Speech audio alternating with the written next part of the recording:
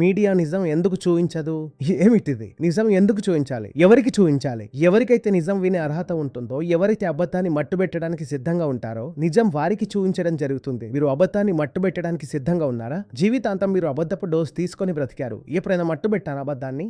ఎప్పుడైనా ఘర్షణ పడ్డారా అబద్ధంతో? మరి ఎప్పుడైతే అబద్ధపు డోస్ తీసుకోవడానికి ఇది ఎలాంటి అభ్యంతరం లేదో అలాంటప్పుడు మీకు ఎవరైనా ఎందుకు నిజం చూయించాలి?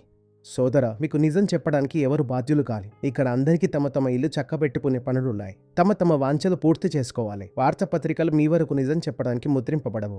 మీ వరకు ప్రకటనలు చేర్చడానికి వార్తాపత్రికలు ముద్రింపబడతాయి. మీవేదైతే 4-5-6 రూపాయలు చెల్లించి వార్తాపత్రిక కొంటారో దానితో వార్తాపత్రిక నడవదు. ఏవైతే పెద్ద పెద్ద ఫుల్ ప్లెజ్డ్ యాడ్స్ వస్తాయో వార్తాపత్రిక వాటితో నడుస్తుంది. ఎక్కడ ఏది వట్టిగా ముద్రింపబడదు. ఒక్క నిమిషం వ్యవధిదైనా ఏ టెలికాస్ట్ కూడా మీకు ఊరికే చూయించబడదు. ఏది చేసినా మిమ్మల్ని మూర్ఖులు చేయడానికి అది ఎక్కడ ఏది చెప్పబడుతుందా? మీకు అర్థం కావడం లేదు విషయం.